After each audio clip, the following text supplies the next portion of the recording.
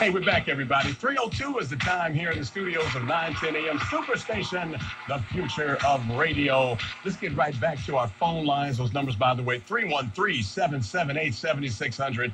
And we have Richard on line one. Hey, Richard, thanks for calling. Good afternoon to you. How you doing, Cliff? Good. Okay, just making sure you can hear me. Cliff, I called to talk about one thing, but you all were talking right in my area with the education system. I'm a former teacher. I'm an educational consultant. I built a website, blackboysincrisis.com. If you check it out, it's a resource education site for parents and teachers to provide some insight to what we got to do in order to reverse Black student achievement and reverse some of the situations that we've been getting. And Cliff, if you get to check it out, I'd love to come on and really chat with you about some of these issues, vocational training in school, African-centered education, some of the things that really just need to be done on a much bigger scale to provide the self-esteem, the skill training, and everything our students really need from a school context. Mm-hmm. So what I actually called to talk to you about today was because it's kind of seemed like you were addressing some different topics. And before you move on, let me make sure I got that. It was blackboysincrisis.com. Yeah. Okay. That's your website. You got it. All right. That's it. Okay. What I wanted to talk to you about was,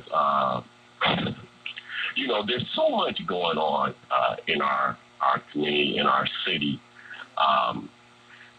and bombshells have been going off that generally would have been getting a lot of coverage. Mm-hmm. But because in many instances there's only one team now and media is all controlled, some of this stuff hasn't been covered. And so I wanted to talk to you a little bit about, I don't know if you're familiar with some of the debate that there's been around the newly passed Detroit rental ordinance. Tell me a little bit about that. I have heard a couple of people mention that to me, and I'm not real clear as to what it says. I've been intending to get a copy of it and read it, but can you give me a thumbnail?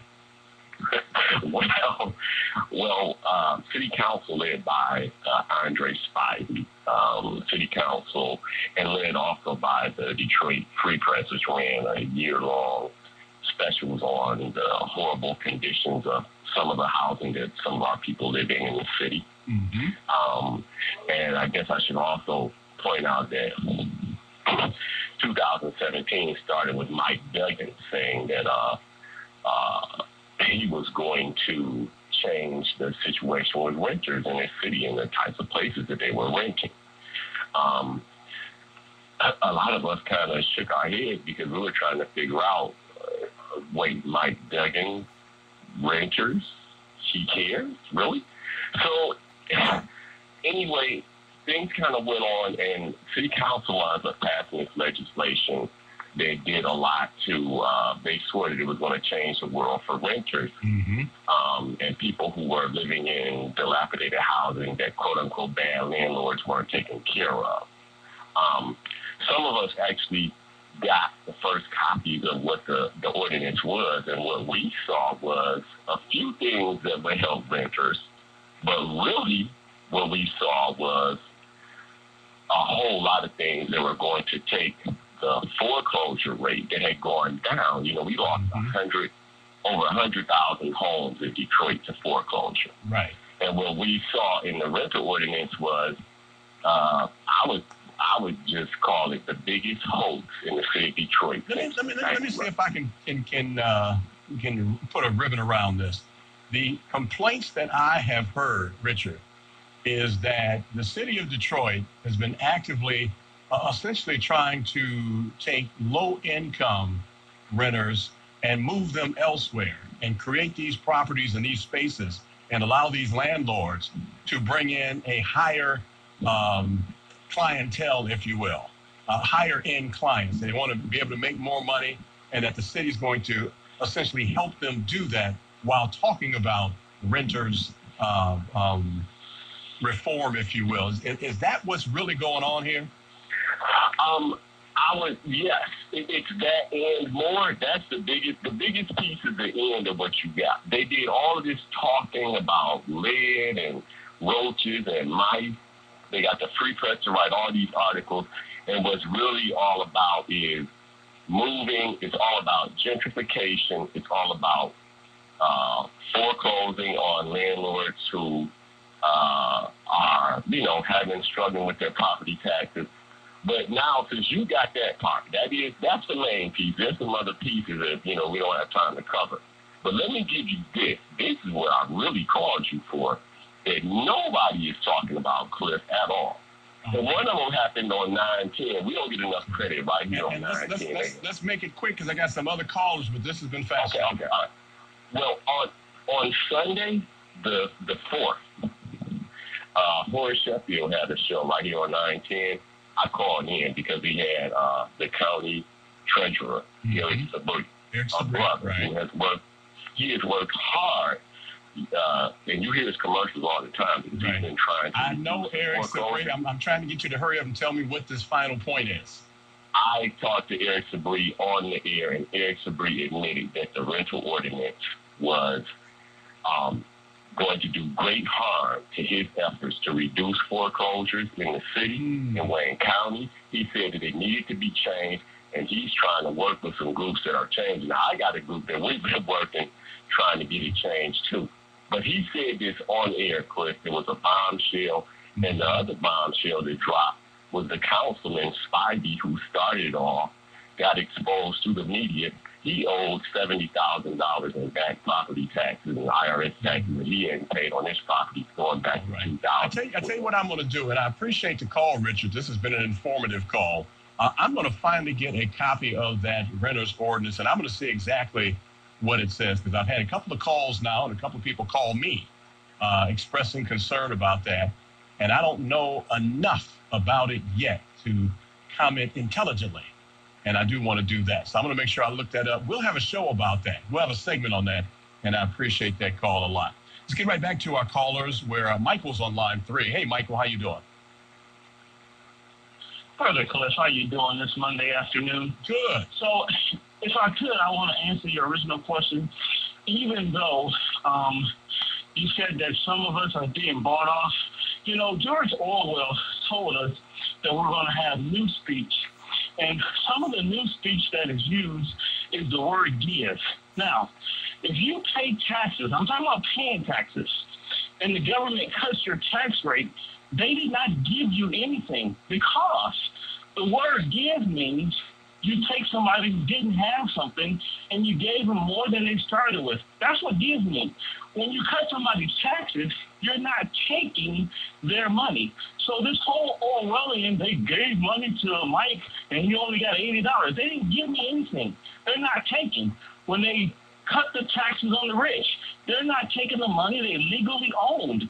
So this whole Orwellian of give is just a trick from people who have animus who want to make you feel like this is the first country ever that has learned how to take money from the poor and give it to the rich. Now, to me, it's a shame that I, as a middle-class American, pay more income taxes than 150 million Americans. 49% of the population pay zero on income taxes. Now, again, we have a graduated tax rate. That's fine. But this idea that they're giving me anything, they're not. They're not. Here's the optimum word for me, Michael, and this is what I want to hear you comment on. Where does fairness come in? What is a fair tax structure where everybody pays what they need to pay and what is fair for them to pay in order for this government to function? The problem is, listen, we've had this conversation before. The government does more things than they need to do. I've given you what the legitimate role of government in a free society. We need defense, courts of law. We should fight disease. We should have schools. We should have roads.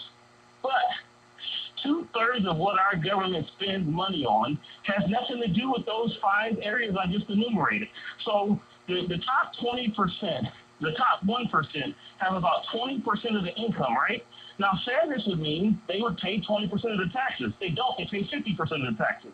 But what I wanted to talk to you about was the roads. And what I hope gets done is for now going on 20 years. I-94 and I-75 were supposed to be widened 20 years ago. So I'm laughing because I remember that. yeah, so if we're finally going to get this money, can we widen I-94? I mean, I drive through Chicago a decent amount of time. In Chicago, they built another freeway 390, and with the bond prices so low, they're about to widen another toll road. So can we get I-94 widened with an express lane in each direction, 75 widened? A lot of these side streets are terrible as far as potholes. So can we do that? That's what I'd like to see done. I believe it can be done, but I believe in order for that to happen, we would have to reprioritize a lot of the spending that happens now. I agree with you. Some spending can probably be eliminated. Frankly, I think a lot of the tax breaks and tax cuts and tax loopholes create a lot of problems. I just heard about the tax cut that Donald Trump gave to the wealthy and how that's impacting the budget even that he is submitting. And so I want to see fairness. I go back to that word. I want to see fairness. And I don't believe there's fairness now. I believe that the wealthy are not paying their fair share of taxes given the amount of money that they take out of our annual GNP. Well, this is what I like to see. I'd like to see we never have another deal like they had at LCA, because this is the problem I have. Billionaires should build their own stadiums. Mm-hmm. If you want a convention center, you should build it. And that's where I get frustrated is, even with Amazon is asking for something like $5 billion in tax credits. So some of the very people who get upset about corporate welfare are not happy we didn't get Amazon, but they wanted $5 billion in corporate welfare. Exactly. I don't mind cutting a business tax, but a business should never get one dime from the taxpayers. And that is something I will stand for. And I will stay with you. I appreciate the call, Michael. I am with you on that 100%. If you are a multi-billionaire and you want a new stadium, then you build it. And asking for tax breaks and asking for amenities and paying for a part of it and then turning the whole thing over to the public, that's just wrong. That is just wrong. But that is the society we live in today. That's the world we live in today. Will the rich get richer, the wealthier get more privilege, and the rest of us have to shoulder more of the burden. And that is just wrong. 313-778-7600. We got time for more callers. Great. Let's go to Juan on line 6. Hey, Juan, thanks for calling. Good afternoon. Hey, how's it going, Mr. Russell? I'm good, man. Good to hear from you. Yeah, likewise, man. Hey, it's always a pleasure, man. You have so much passion for this, and I guess over your career, it's 30 years, 40 years? 40 years now. Yeah, that's a testament to, your profession and your professionalism. But I just wanted to say one thing. We're going to stay on the hamster wheel in the United States. It's the direction that